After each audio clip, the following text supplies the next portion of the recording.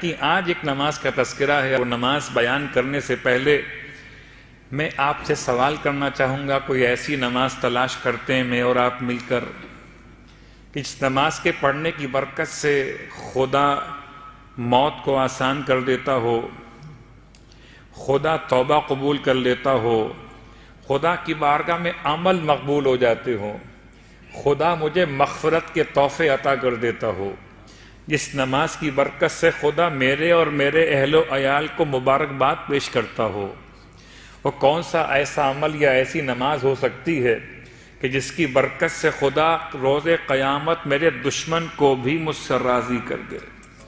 وہ کون سی ایسی نماز اور دعا ممکن ہو سکتی ہے جس کی برکت سے خدا میرے لیے دنیا اور آخرت کی روزی میں کشادگی پیدا کر دنیا اور آخرت کی روزی میں کشادگی پیدا کر دے؟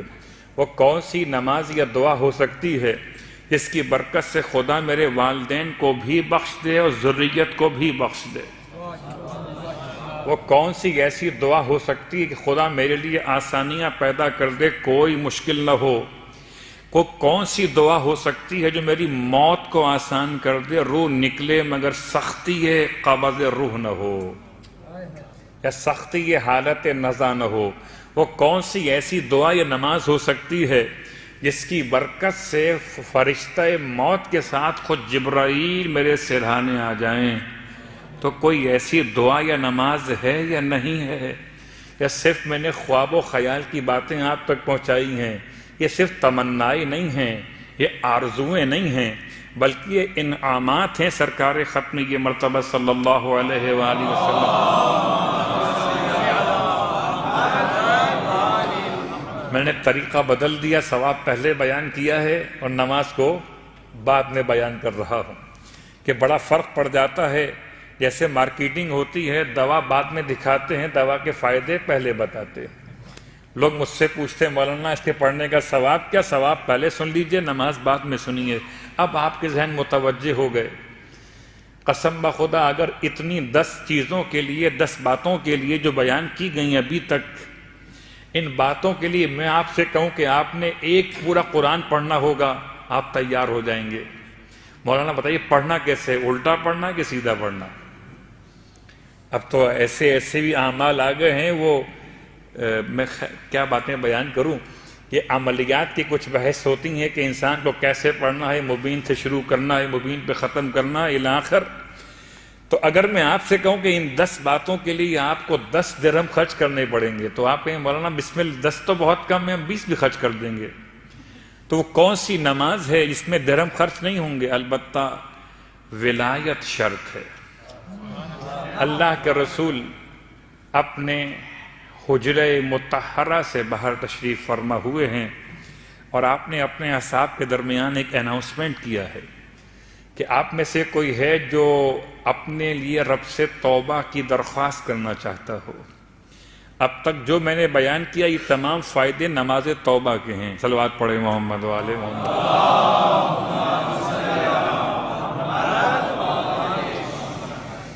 بہت ڈیپ میں جانے کے لیے تو پھر الگ الگ بحث کرنی پڑتی ہے۔ نماز تو یہ کیا ہے؟ معافی۔ نماز استغفار الگ نماز ہے، وہ کیا ہے؟ یہ نماز توبہ ہے۔ توبہ اور ہے، استغفار اور ہے، اور ہے۔ البتہ اردو زبان کی کوتاہی الفاظ کا مسئلہ ہے، اس کے دامن میں الفاظ نہیں ہیں، اس لیے اردو زبان میں تینوں کو کہتے ہیں کہ توبہ کی نماز۔ استغفار بھی توبہ، توبہ بھی توبہ، اور بھی توبہ۔ حالانکہ وہ نماز ہے کہ اگر انسان کو عبادت خدا میں ذائقہ کم محسوس ہو، عبادت میں سستی پیدا ہونے لگے، تو اسے وہ نماز پڑھنی چاہیے۔ نماز استغفار وہ نماز ہے جو خدا سے مغفرت طلب کرنے کا پہلا عنوان ہے۔ جب مغفرت طلب کی اور مغفرت آپ کو مل گئی، اب پھر آپ کے لیے توبہ کی منزل ہے۔ پہلے مغفرت ہے اور بعد میں توبہ ہے۔ مغفرت دور سے بھی ہو سکتی ہے، توبہ مگر خدا سے قریب آ کر ہی ملتی ہے۔ اسی لیے آپ ترتیب دیکھتے ہیں، استغفر اللہ ربی من کل ذنب واتوب الیہ۔ اتوب الیہ بعد میں ہے، استغفر اللہ ربی پہلے ہے، استغفار پہلے ہے، توبہ بعد میں ہے۔ استغفار میں ندامت ہے، استغفار میں آئندہ نہ کرنے کا ارادہ ہے، استغفار میں انسان کے لیے جو کر دیا اس پہ شرمندگی، اور پھر استغفار کے بعد پھر وہ توبہ کی کیفیت۔ توبہ کی 3 قسمیں ہیں، ایک توبہ اوپر سے نیچے آتی ہے، ایک توبہ نیچے سے اوپر جاتی ہے، اور ایک توبہ پھر اوپر سے نیچے آتی ہے۔ خدا توفیق توبہ عطا کرتا ہے، یہ پہلا نزول ہے۔ پھر انسان توبہ کرتا ہے، یہ دوسرا صعود ہے۔ پھر خدا توبہ قبول کرتا ہے، یہ پھر تیسرا نزول۔ صلوات پڑھیں محمد علیہ وسلم۔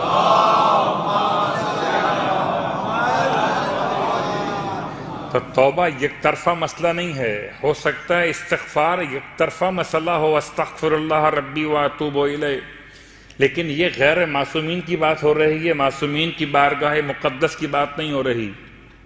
معصومین کا استغفار کرنا کس معنی میں وہ الگ موضوع ہے، میں اپنی اور آپ کی بات کر رہا۔ استغفار کے بعد توبہ، نماز توبہ۔ اللہ کے رسول فرماتے ہیں تم میں سے کون ہے جو خدا سے توبہ کرنا چاہتا ہو؟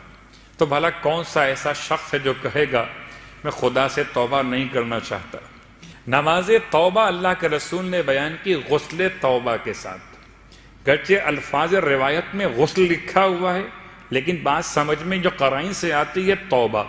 ویسے بھی جب بھی کبھی آپ غسل جمعہ کیجئے، غسل عیدین کیجئے، غسل شب ہائے قدر کیجئے، یا دیگر اغسال یعنی کہ غسل جو مستحب یا واجب ہوتے ہیں ان کو انجام دیجئے۔ طریقہ آپ کو معلوم ہے، سر اور گردن کا دھونا، بدن کے دائیں حصے کا 1 مرتبہ اور بائیں حصے کا 1 مرتبہ دھونا، یہ مکمل دھونا یہ کہلاتا ہے غسل ترتیبی۔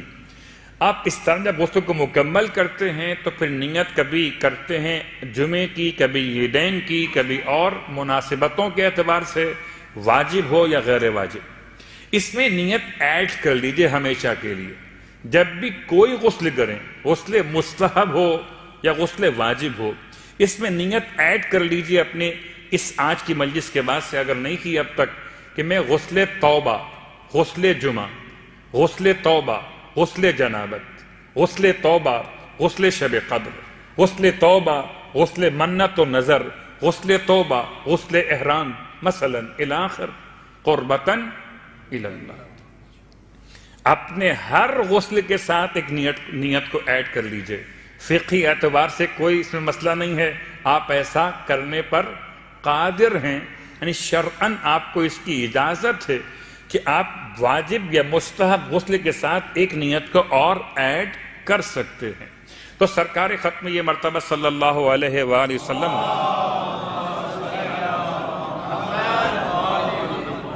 جو نماز بیان فرمائی، نماز توبہ، اس سے پہلے آپ نے غسل بیان کیا، غسل توبہ۔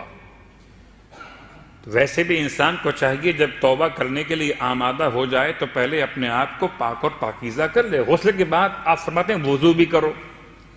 اس کا مطلب یہ روایت اس غسل کے بارے میں ہے جہاں غسل کفایت نہیں کر رہا وضو کی، یا کبھی کبھی ایسا ہو سکتا ہے کہ روایت کا جو مطمع نگاہ ہو یہ ہو کہ طہارت کاملہ منعقد کی جائے، تو غسل بھی کیا جائے اور وضو بھی کر لیا جائے۔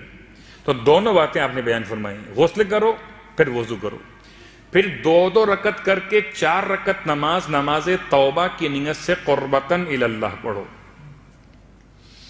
ہو سکتا ہے کہ کوئی یہاں سوال ذہن میں آئے، کیا میں اپنے والدین کی طرف سے پڑھ سکتا ہوں، اپنے بھائی بہن عزیز قریب اہلیہ بچوں کی طرف سے پڑھ سکتا ہوں؟ جواب، توبہ کا مسئلہ ویسے تو اپنا اپنا ہے، میری توبہ آپ کے کام نہیں آئے گی اور آپ کی توبہ میرے کام نہیں آئے گی، اس لیے کہ آپ کے معاملات خدا سے الگ ہیں، میں لفظ گناہ استعمال نہیں کر رہا، میرے معاملات اللہ سے الگ ہیں۔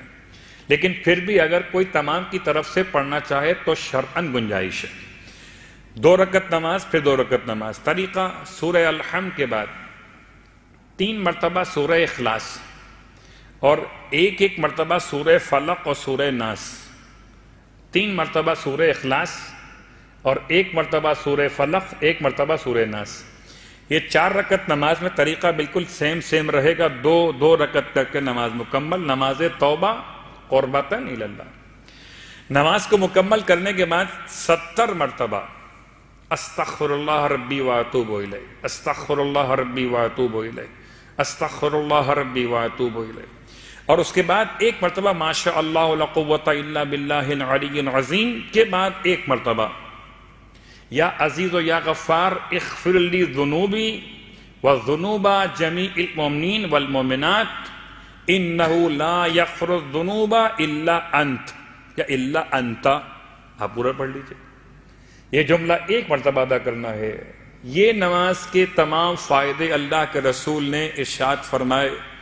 ذی قعدہ کا اتوار کا دن تھا جب اللہ کے رسول نے نماز کو بیان کیا تو اصحاب نے پوچھا یا رسول اللہ کیا ذی قعدہ کے اتوار کے علاوہ بھی اس نماز کو پڑھ سکتے ہیں؟ آپ نے فرمایا جب بھی پڑھنا چاہو ثواب اتنا ہی ملے گا، چاہے مہینہ کوئی بھی ہو اور دن کوئی بھی۔